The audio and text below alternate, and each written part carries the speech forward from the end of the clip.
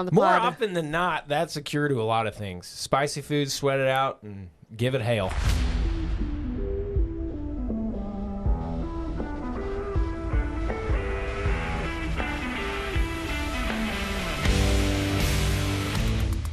What's going on, everyone? I'm Travis Brown, senior at KBTX A&M sportswriter here at KBTX. I can't ever get our introduction right, but I'm just going to keep rolling. That is Chief Meteorologist Max Crawford over there. This would be like the third take of doing this. That is sports reporter Nicole Griffith joining us this It's live week. TV. You just roll with it, Max. Can I? You can't- I'm fine. I'm fine. Can I say my favorite part As of you're doing dying these over Yeah. there. is the introduction. It's always so great. It's a roller coaster. We do You so never well. know. Yeah. It's a box of chocolates. Who's going to be a senior? Who's going to be a You chief? never know what's going to come out Maybe of my we're all mouth. seniors and chiefs. Yeah, so we're the crews here. We're gonna break down some interesting things in the world of college football. But Nicole, you're joining us for the first time in a little bit. Yeah. How are you? How's it? You had a little cold lately. Are we over the cold? No, we're still hanging in. You sound much better than last week. Oh, I know. Yeah. Last week was rough. But I still have. It's just that allergies, cold kind of head cold stuff. So, as Max said, spicy food, sweat it out, and maybe shove some water up my nose. Yeah, but I can only give so much advice because I don't do the neti pot thing. It scares me. Maybe you can do it to me. Maybe. Yeah, maybe we can do a little sinus rinse together. We have this thing that we started with Nicole's first appearance, where we have the little cold open that you hear at the beginning with some blooper or funny thing. I don't know. Spicy food, take a nap and shove water up my nose. Sweat it out. Sweat it out. That might be the cold open. I don't know. I aim to please whenever I'm on the More pod. often than not, that's a cure to a lot of things. Spicy foods, sweat it out, and give it hail. You know? That should be a motto. BTHO, Yeah, spicy that's right. colds with You can spicy do it. food. This time of year, sweat it out. shoot. But I man. will say I am thriving in the winter. I know this weather we've had these past couple I days. saw this woman. I'm sorry to cut you off, but this woman This posted woman? posted an Instagram story yesterday afternoon when the wind chill was like 14, and it was just this like really happy selfie, and I think the caption was I was just walking thriving. a dog. Yeah, I was Thriving. outside. Just That's going awesome. for a I'm very walk. glad that you enjoy it. I really am. I really only am. a South Dakotan could thrive in these great. conditions. That's wonderful. I won't tell you the messages my grandma sent me. So, about the way the weather is there. and how we're handling it down here. and we're not handling I it want well. to know. Tell us about how we're handling it down here. Did she call us a bunch of pansies? We'll just keep that off the record. Okay, so got it. Julie has chimed in with her thoughts. Got it. So, are your whole is your whole family South Dakotans? Mm-hmm. Okay. For the most part, yeah. So they know how to handle some frigid temperatures. Yep, they are. We're from the western part of South Dakota, Mount Rushmore, like 30 minutes from my house. But my grandma grew up on humble brag. I don't go very frequently, but that's when people think South Dakota, or if they don't know much about South Dakota, I just say Mount Rushmore as kind of a thing to bring it up. But my family has a ranch, northern South Dakota, so near North Dakota. Did you ever go to Sturgis? I have been to Sturgis. It's pretty wild there. I spent about 3 hours and I left. Okay. For the rally. You're right. Yeah. Have you Wow.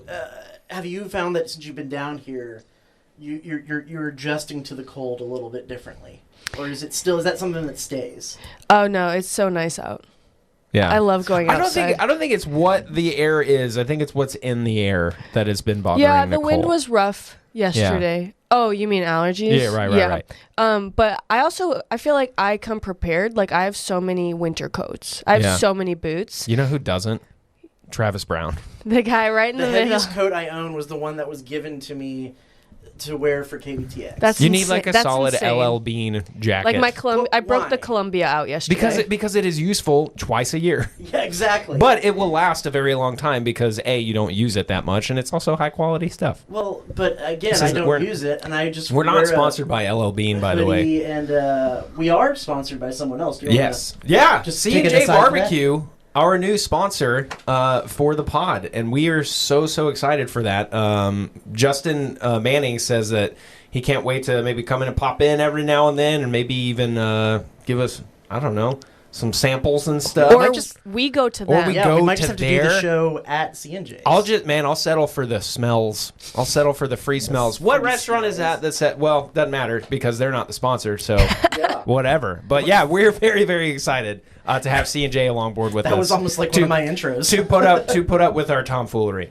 Exactly. So, yes. Our tomfoolery today revolves around the state of college football because it depends on just what day you wake up. It could be completely different. It could be a completely different sport. We don't even know. Yeah. You have a thought of it? Well, I just wanted to ask Nicole if she was thinking the same thing I was, that Travis is really fired up to talk about this. I can tell. And Yeah. Max was yawning before No, the show I wasn't even yawning. I was nodding off. He needs coffee. It's because been a long week, okay, but we're here. as we all know, I sometimes enjoy the things that go on outside of and the that's lines. okay. Then there was the old ESPN show Outside the Lines. Yeah, that was This a good is show. Our version OTL. of that. Yeah. I think it's because we are like, I myself, it's crossover season, so I am so ingrained in like high school basketball Right. playoffs, basketball, A&M, men's and women's basketball, Sam Houston, baseball, softball, A&M, baseball, softball, and Travis is able to read and look and see. I'm like, oh, things are happening, meetings are happening, what's going on? Big so we sports guy. balance each other out. Yeah. Yeah. So before we get to what is high school basketball playoffs looking like right now? So- Give a shout out to the community. The girls are in fourth round. Rudder girls are playing on Saturday. That's awesome. In Katy at 2:00. I wish that game was tomorrow night, but we will make a long Saturday. It's fine. We're Yeah. used to it. And then the boys are they're 2 weeks behind. So I'm covering Hearn tonight. And they're playing. I don't know who they're playing, but they're playing in Giddings because they're all neutral sites. Gotcha. So I've been in Conroe. I've been in Tomball. I've been in. Going to go to Giddings. I've about an hour. Rockdale, Hearn. About an hour drive every day. Yeah. So only out of all of those, only Tomball would you have an opportunity to stop at a Buc-ee's? I was going to ask a Buc-ee's question, but have you? Have I been to Buc-ee's? Yeah, well, I don't stop when I'm You don't stop and working. get a soda? Only if it's like if I have to go to Austin, Yeah. I'll stop. But Buc-ee's doesn't take That's our. such an easy stop. They don't take our gas card. Oh. So I don't. We'll work on that. We'll get somebody on that. We really do. Yeah, we'll get somebody on that. Yeah. That So Buc-ee's stop on the way to Austin, though, is the easiest one, for sure. Bastrop? Yeah. Yeah. Bastrop. Bastrop. Yes. Rudder beat Bastrop All right. in their last Rangers. game. I guess would you In go, Rockdale. Would you go by the Waller Buc-ee's? Yeah. To go to Tomball? No. No, you wouldn't make it to there. I normally go to Navasota and then cut. You take 105 instead of 290. You know me. I mean, and you could get to Tomball and that the way, roads. but right. I'm super distracted over here because your mic is... Oh, is it pushing on the keyboard? hitting the keyboard and I'm there's sorry. Just like a laser light Hey, show well, it is a happening wireless on- keyboard. I'll just move it. Travis, you wanted to talk about college football. I did want to talk about college football. And the mic is yours. The mic, yeah. So the Big Ten and SEC coaches, athletic directors, also conference officials from those two conferences met in New Orleans this weekend. And according to reports by various outlets, most notably Yahoo Sports and The Athletic, there was a lot of really interesting tidbits that they talked about there. The three biggest in my mind are expansion of the college football playoff and inviting more teams, potentially 14 to 16. The more automatic bids for those two conferences, the Big Ten and the SEC. And finally, the movement to 9 games in the SEC conference slate, which is something that has kind of been a point of conversation for years and years. Well, go listen to the podcast. Thanks, everybody, for watching. Do it all! But- last one, do it yesterday. Yeah, let's start there. Let's start there. The 19th. I think that's because the easiest one. Right. Since Texas and OU announced they were going to join the SEC, that discussion of 8 games or 9 games has been kind of a hovering issue the entire time. They're at 8 right now, but the ninth would enable more of the rivalry games. Probably if they stay at 8, there's the conversation that Each team would have one permanent opponent, and Texas's one permanent opponent would be OU, not A&M. So that game would only be played every other year at best. Mm-hmm. But a ninth game... And that's exactly when they try to move it to a neutral site, and I know it. The 9-game schedule has 3 permanent opponents, which means A&M would get to play Texas and LSU or Arkansas. The original thing was pitched, I think, was Texas, LSU, and Mississippi State. Yeah. So that would allow for that, but it's a 9th conference game. It's another difficult game that if there was another loss, I mean, you look at everyone who was yelling at Alabama, wanting Alabama in the playoff, they had one really bad loss to Oklahoma, and that pretty much made the difference for them being in and out of the playoffs. So 8 games or 9 games, what do you think? I think they should go to 9 games because of the play that we cover and shoot, right? So the season is going along, and then you have that non-conference game in November. Yeah, those are silly. And it just kind of doesn't, kill the mood, or it kind of kills the mood, kills the vibe. The stadium's never packed for that game, it seems. And so the conversation, the press conferences that we have, it's hard to... You're trying to talk about the next game, right? Because conference standings matter. And then it's we're focused on insert non-conference opponent here. So that's hard to just kind of cover, because it's okay, it's not a wash. You're supposed to win that game. You want to win that game, but it's just, it pushes off storylines and coverage for the next. You have so much to lose in that game versus what you're supposed to win. You're supposed to win it. So I'm all for going to 9 games. The football season's already a bear as it is. Just throw another conference game in there. I don't see, over there. I was checking to see, because I couldn't remember if Alabama beat Kansas State or not in the postseason.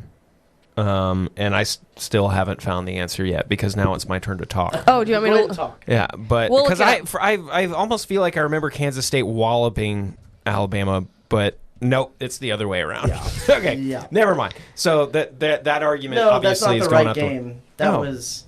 Yeah, that's from 2022. Maybe they didn't play them in the bowl game, and I'm just doubly wrong. I can't remember who it was that Alabama played in the postseason.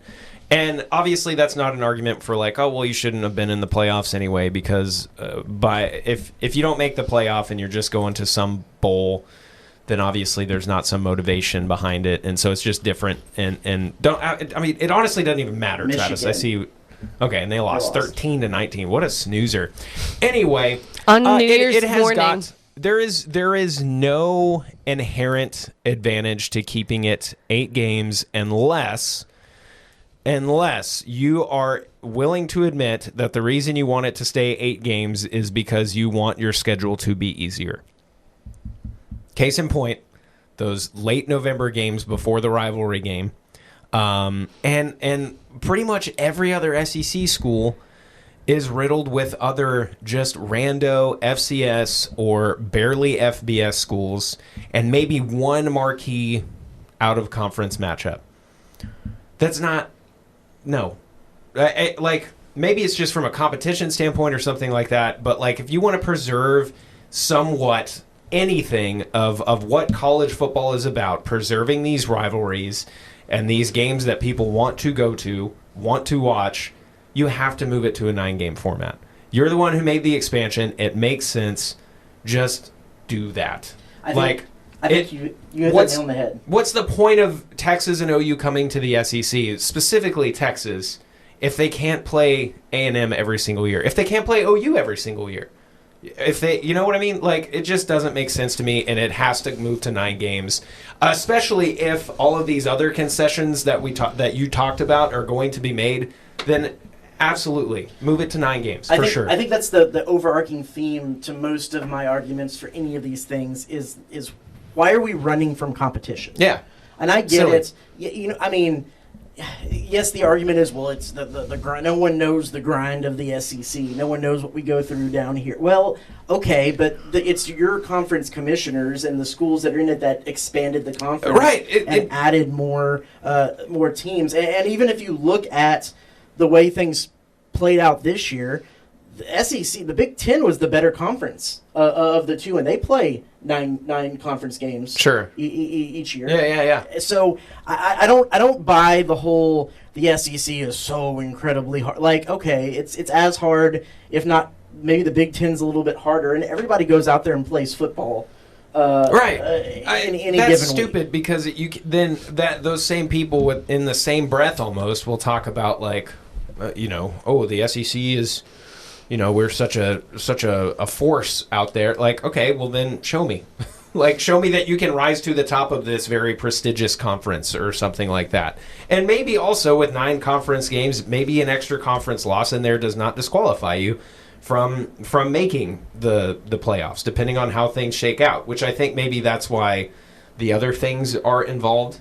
But yeah, it is literally running away from competition, and it's silly. And the one that I have the most problem with, which is the one we'll move to next, is the fact that because they're looking to expand the playoff to 14 or 16 teams, the SEC and the Big Ten, and this has been something that's been floated since the playoff has expanded, is the SEC and the Big Ten want as many as 4 automatic bids to the playoffs. So basically, whoever finishes 1, 2, 3, 4 in the conference race of those just automatically get put in the playoffs, and that leaves 2 spots for the ACC, 2 spots for the Big 12, and then 1 at-large spot. And I again, why are we running from competition? And I get it that the competition is within the conference, but the whole point to me of the playoff was letting the entire geographical regions of the United States be involved in the postseason, not have these situations where they had in the 14 playoff where the entire West Coast was left out of the playoff. I want to see matchups that I don't normally get to see in the conference. Sure. So this whole idea of automatic bids, like earn the right to get in, and with a conference championship, I'm all for that. But after that, it shouldn't just be because you're in a certain conference that you get in. Can definitely agree with that part. I think where you lost me a little bit was the regional stuff because of the way that the ACC and the Big Ten are now. Like Big 12. Yeah. No, ACC and the Big Ten. So like Oregon and Berkeley all the way and to UCLA Maryland. and USC. Right. So the regional stuff was almost kind of mitigated by that just atrocious conference realignment. But everything else, yeah, I agree. Nicole? I think what's interesting to me is the automatic buys versus the automatic bids for the first, like the number 1 seed getting the buy. Obviously, this was the first year of the expansion, so it was also like, I felt like it was very confusing. Like Reese Davis had to explain, have a whole 30-second VO on why it was what it was. So that needs to kind of be figured out a little bit. But also all 4 automatic buys, they all lost. So it's like, once the field is set, how do they figure out what is the right seeding? Yeah. But I don't believe the Big Ten and SEC. You already expand the playoffs for a reason, and now you want to just fill more spots with those. It's tricky. And I think from the SEC's perspective, it's like, well, we didn't even really need the playoff in the first place because our best team was always going to get in, and more often than not, another one of our teams was always going to get in also, and that brought just as much exposure to our conference and stuff like that. And so, I understand when they come to the bargaining table and they're like, well, if you want to expand this, then you have to include us more. That I don't like that. I understand it, but I don't like it. And to your point, I honestly think if you just change the auto buys to auto bids, I almost think the whole problem is solved. Just because you win the conference championship, okay, you're in, but you're still subject to the final ranking at the end of the year that then seeds everything, right? Right. Does that make sense? And some clarifiers here. Up until the 2026 season, or actually I believe this is the last playoff under the old contract. Yeah. But per those rules, you have to have unanimous decision-making across all of the conferences that are included to make a change. So if they wanted to make a change to the automatic buys for the conference or the conference champions, they would have to have unanimous approval, and there is some of the smaller conferences, according to the reporting, that are pushing back against that because they want that better spot in the playoff. So I don't know if that's actually going to happen this year. But because of the way that the new contract with ESPN was negotiated, now for any rules changes to happen to the college football playoff, it only has to be approved by the SEC and the Big Ten. No one else really has a say in what's going forward, and that's why they can kind of push some of these rules through, which is also something that I don't really like, because because they are the conferences that make the most money, they are the ones that are looking for even more money, and that was what caused the last round of expansion. And it seems like they're making more problems to fix things that weren't necessarily problems in the first place. Yeah. And that kind of feedback loop is infuriating to me. I don't think I could say anything. Like, I completely agree. It is very frustrating. And, as an SEC alum, am I pro SEC? No. No. Especially consider alumnus. I thought you were a former student. Right. Yes. It's the same thing. Texas A&M former student.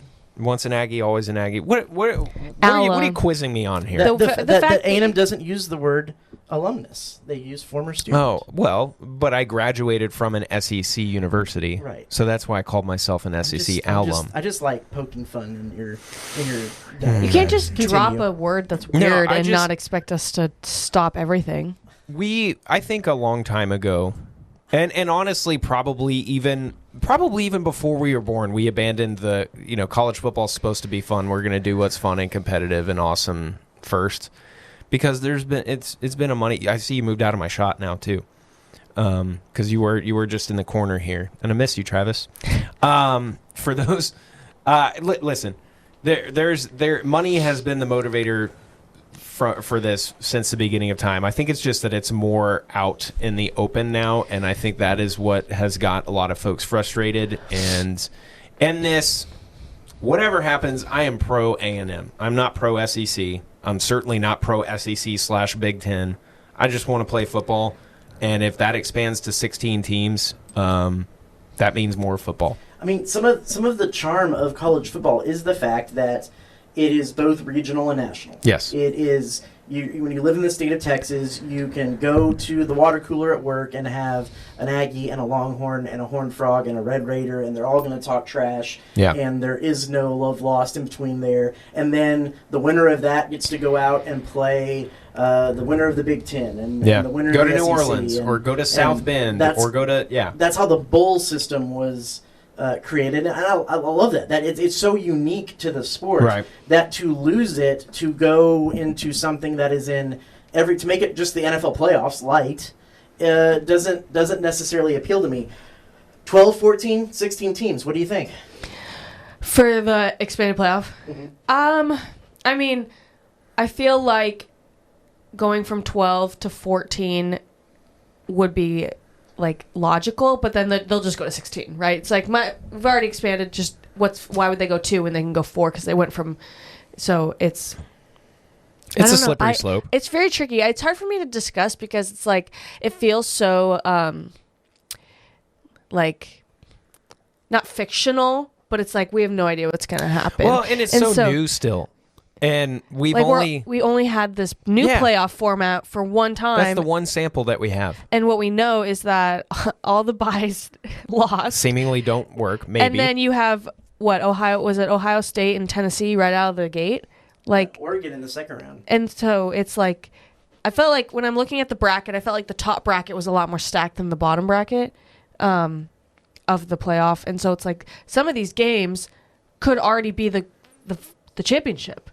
Right. And you're having that in the first round. And so I don't know if they want to have that, if they're trying to avoid that, if they're trying to have, I don't know, a Boise State and a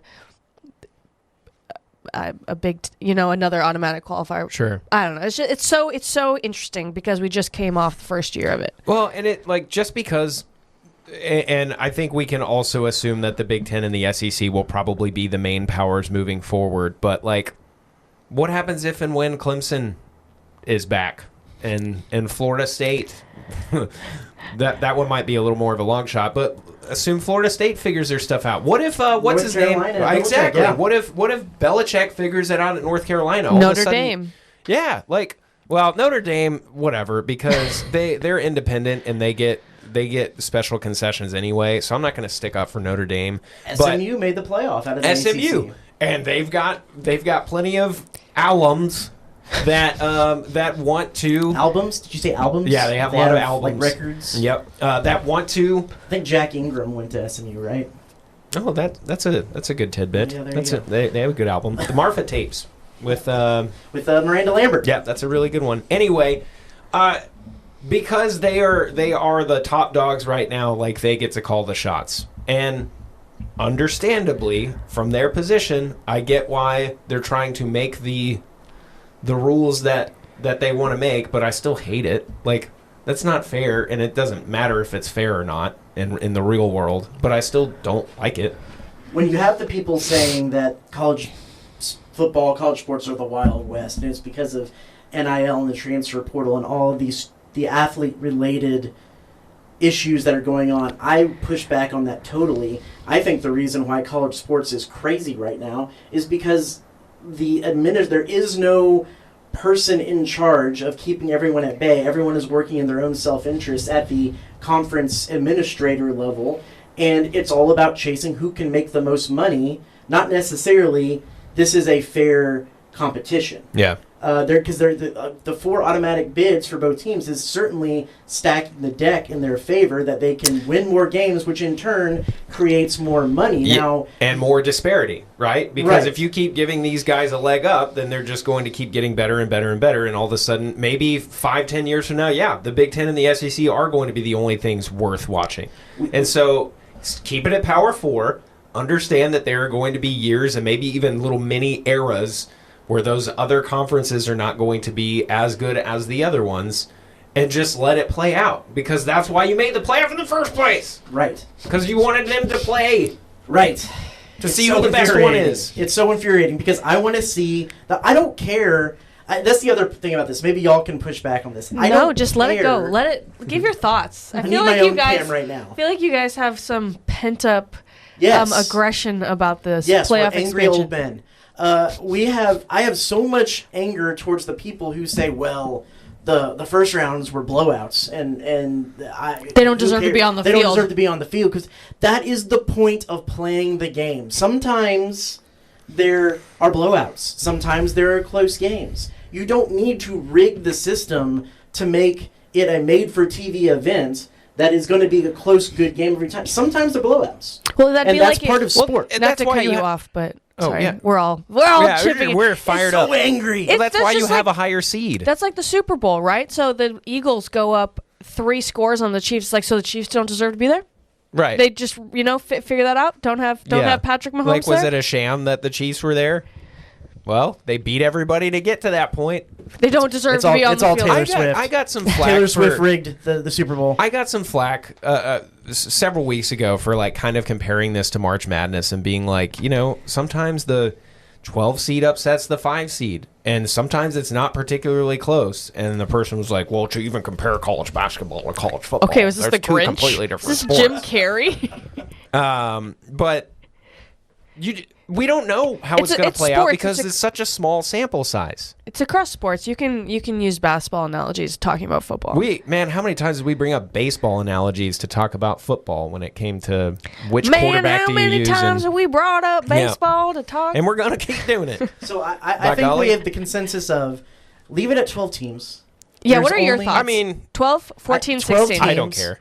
I think it needs to stay. There's not enough data to say that there needs to be more teams. There was 12 teams, and if you want really great matchups, it proved that the really great matchups didn't happen until the second round. So in that argument, 12 might have been too many. Sure. Okay. But more games, ESPN has to pay more. That's the other factor in all this is if they want to expand, is ESPN going to pony up more money? Because that's the whole point. Oh, more games equals more money. Well, if the person who's paying you says, I don't want to pay more money, there's no point in having more games. Right. That's a whole nother aside. But I think there should be 12 teams because it needs let this thing run out a decade. So you have enough data points to see, is this good or bad? Is it every year that there's not 12 teams in the college football that can really compete at this level, or is that just an anomaly this year?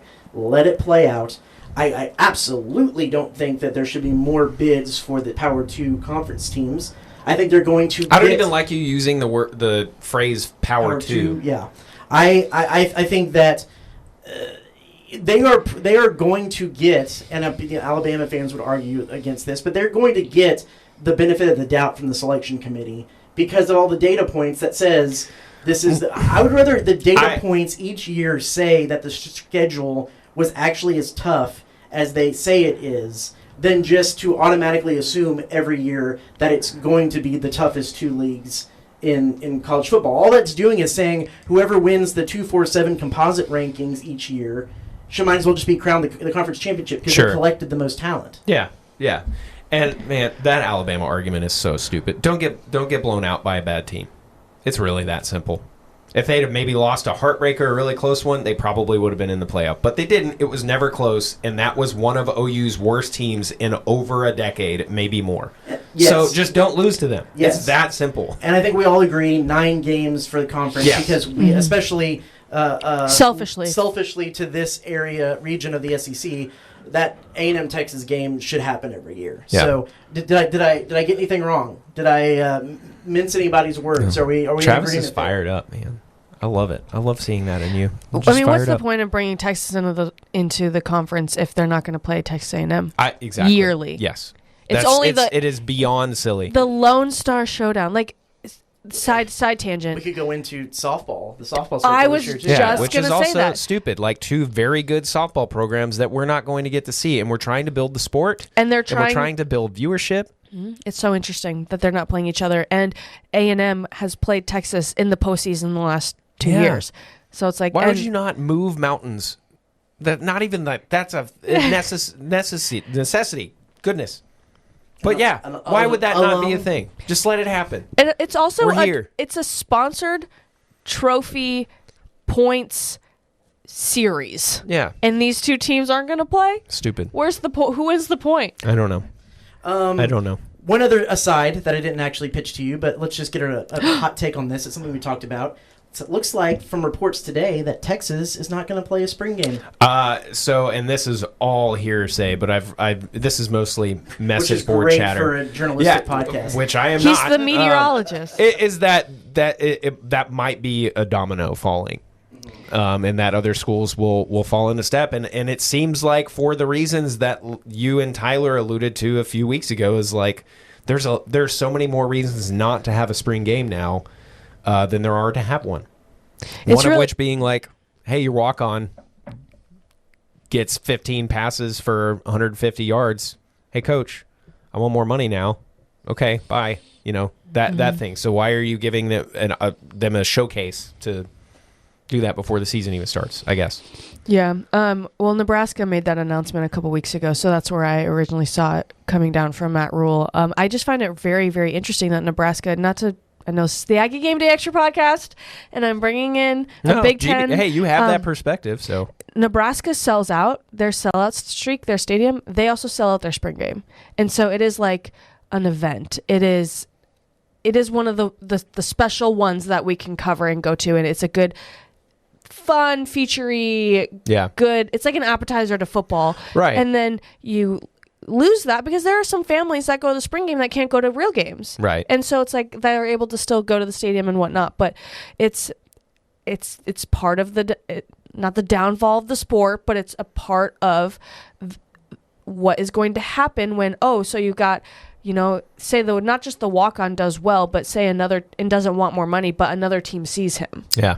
And so it's like, okay, now we're scouting spring games. Not that they weren't, but it's like, you got a couple extra passes because we're not letting our first string go. Now you're going to go play for some ACC program right. And so, and I didn't mean to put that all on the player. That's a very good point. You're like, this walk-on wants more money. How dare he get out of here? Go get your money. I think I've made that pretty clear in past podcasts as well. But yes, that's a very good point. I just don't want them to have the spring game anymore because I hate covering it. It's all about me. See, but I just don't want to cover spring games. It was cold, and that it was raining last year, and there was track going on that to cover. And more baseball, often than not, it's already yeah, and that's fun, guys. And I'm there's sorry. usually only the lower bowl of people there. Like it's and I'm one of them, and it's I a good enjoyed time it. to get video. Yeah. Well, all right. It's all about me. I don't want to cover. Well, how much time do we have left? Are we talking any baseball and basketball? Yeah, let's. That was actually what I was going to get to next. Basketball lost to Mississippi State in a 5-game winning streak. Excuse me. Go ahead. I don't care. Yeah, I don't care that it happened. I penciled that one in as a loss a long time ago. Mississippi State's a feisty team. They need a win. Weird things happen with A&M at that gym. And Mississippi State stormed the court. I hate Mississippi State. They were and favored apparently in that they're not game. going to pay us for it because of some weird fine print. But I don't. It's fine. Like, That's move the on. third court storming of the season. 3 out of 5 losses. Yep. And then another. Yeah. I just move on. And this team has shown a lot of times that they can move on after a loss. And even if they lose to Tennessee on Saturday, still not particularly worried.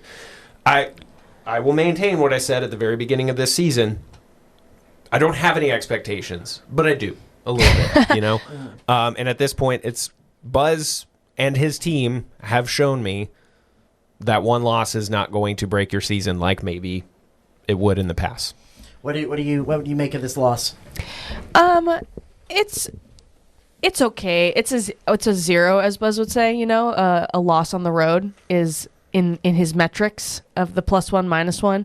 So it's a 0. It's a top 25 matchup on the road. I will say the style of play is concerning. Sure. Right? The offense, you know, when A&M goes down, who is there? Like, they have Wade, they have Zurich, but it's once you reach March and once you reach the tournament, you don't get a bounce back. You get one game. Very true.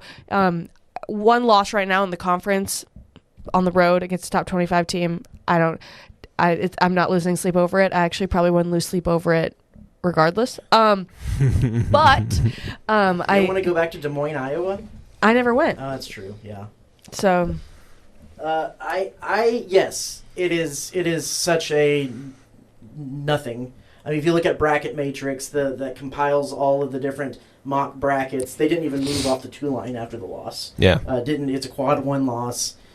Okay, cool. They did go 7 minutes without scoring a basket. That is concerning. Most of that is because they turned the ball over 19 times. It's 2019 times. 2019 times. It's concerning, but is it surprising? Even yeah, because even they haven't with been how... a team that turned the ball over. Okay. A lot. I mean, if they were just flat out missing shots. Okay. And Max, it's concerning. I don't know. I feel like I'm the one who's usually freaking out, but I'm cool, fine. Collected. I'm fine as a frog's hair. I mean, if they go into an NCAA tournament game and turn the ball over 19 times, then you're going to lose the game. Yeah. And then you're going to lose it. And then I very well might. Yes, if they're going to lose it, and then we're all going to lose it. Yeah.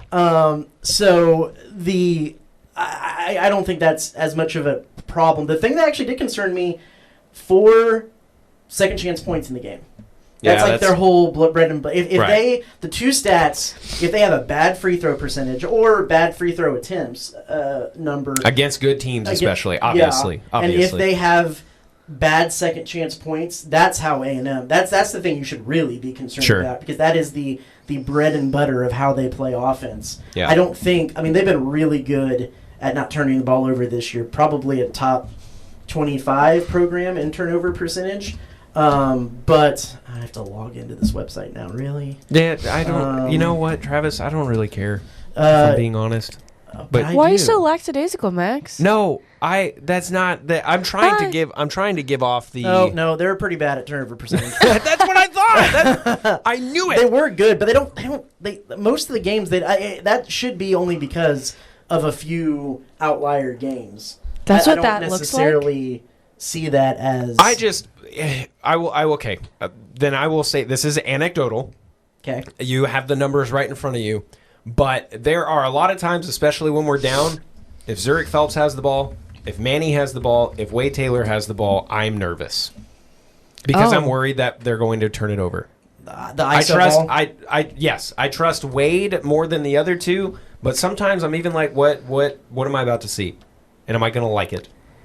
And more often than not this year, I feel like, yes, I have liked it. But, man, it just... Through the stretch of their... Ole Miss, they had the season-high 20 turnovers. Since then, it's been 11, 13, 10, 13, 11, 9, and then 19. So probably when I'm talking... Because there was... During non-conference, there was some pretty high turnover games. I guess mine is a little bit more recency bias in the fact that they haven't, in that winning stretch, they haven't turned the ball over a lot. And really, at the beginning of the conference, it was 7, 7, 8, 11, 9, then 20, then 11, 13, 10, 13, 11, 9, 19. So if you're saying that this is a team that's growing, that should be that they've kind of maybe grown out of it, except for the two outliers in conference play. But they were really bad at turning the ball over in non-conference play. You are right there. So it's maybe a little bit of both. Sure. A little bit of both. Yeah. Baseball. What do you think? Opening series. Gig 'em Ags. That's what I think. I liked it. Obviously, Friday night was a little bit concerning, and a lot of people were talking about how the weather affected those dingers, and like. Maybe Max is not in on that. All right, meteorologist. Let's talk about cold fronts and ball travel. No, we're not going to do that. That kind of air mass does tend to like have those launchers like hang a little bit more, and oftentimes they do stay in the ballpark. Somebody else brought up the point. Didn't Hayden Schott strike out like 4 times on Friday night? They were shaking off the rust, and that's fine, and they still got the win, and nobody is going to look back at that first game and try to get anything from it other than, it was the first game back after the offseason, and then all of a sudden the bats started flying. Yes, it was drier air, but... Is that something you have to study in school, like how baseballs travel and weather? Yeah, that is all a part of like fluid dynamics and stuff like that. So yeah, as an operational meteorologist, that's absolutely something that you have to think about. But, we don't... And I forget who it was that said this. It might have even been you, but oftentimes towards the end of the year when you have that south wind that goes out of the field, like from home plate out into the outfield, of course that aids it a little bit. But it was a north or a northwest wind the entire weekend sans Friday. And that's not necessarily conducive. Like, I think they're just hitting the ball better to finish the weekend is what I'm trying to say with that. Tell you what, if you hit the end of that baseball bat with that baseball and it's like 40 degrees outside, you might as well just cut your hands off. It hurts, dude. How did you played softball, right? I did. How did you do that in South Carolina? Like South Dakota. I'm losing my mind. Always. What do you mean? Like, how did we hit the ball in the cold? Yes. Well, we played inside. Like, we didn't play outside until... You mean like in practice? Yeah. Oh, okay. So we had some like high school domes up there or something. No, we'd play in cages and we would play in gyms. Okay. Just like practices. Okay. So I hate hitting anything. Mac Barbara, softball player, doesn't wear batting gloves. Good for her. And she hits home runs. She hits stingers. Yeah. No. To me, I really liked what I saw from Terrence Keel, guy who freshman out there. I should have a feature on him by tomorrow, by Friday. He's big energy. He is big personality. Big personality. Football, baseball player in high school. His dad was an Aggie, and so just a lot of cool storylines with him. Prager looked good. John Freshcorn looking like going to be the closer. We talked to him today. Seemingly some good stuff out of him. And then the local kid, Blake Binderup, maybe had some things to He's to 8 feet tall. On. He is 8 feet tall. Maybe some things to improve on in the field, but at the plate, I mean, he was one of the most consistent hitters of the weekend. I am unfortunately jinxed when it comes to Blake Binderup. I missed his home run in the scrimmage, and I missed it during the game. So I see that as Blake's fault. If you were Tyler, that'd be Blake's fault, not your fault. So I need one things to be looking for. Our Tyler Morgan and I were talking. Camera rolling. Jace Lavalette is up. Yeah. Not stopping. Don't even hit stop. And then also for me when Blake's up, I had to edit. I had to turn the content, and then all of a sudden I heard Rattlenbog playing, and I got really sad because I was like, oh no. Jake Laviolette. The reason is could break that home run record here pretty soon. It could. I think he will. So he's 3 away from tying, 4 away from breaking. I talked to Dalen Holt last year.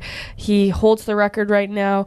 Ran a story on him during the College World Series, but Jace kind of tailed off towards the end with home runs. So maybe I'll just circle that back and rerun that story again. Sounds good to me. Max, closing thoughts? Weather this weekend. Could be kind of interesting. A little brisk. Yeah, I would be fluid with the baseball scheduling. It's still cold, and there's another system rolling in, and there could be some fun stuff with it. Sunday looks great. Friday and Saturday will be cold and potentially wet, especially Saturday. So just be fluid with your schedules, if at all possible. That's all. Do you see some maybe delays in? I could see that happening. Yes, I don't have a huge concern for it, but I could see it happening. All right. Yeah. Well, there's your weather forecast for the weekend. There's your debates on college football for tied you over until the next big issue comes through. Be sure to check KBTX.com for all of our recaps and stories, everything going on in Aggie sports and high school sports coming up. Check out the shows 5, 6, and 10 with those two guys. And we'll be back. So for Max Crawford and Nicole Griffith, I am Travis Brown. This is the Aggie Game Day Extra podcast. We'll see you next week.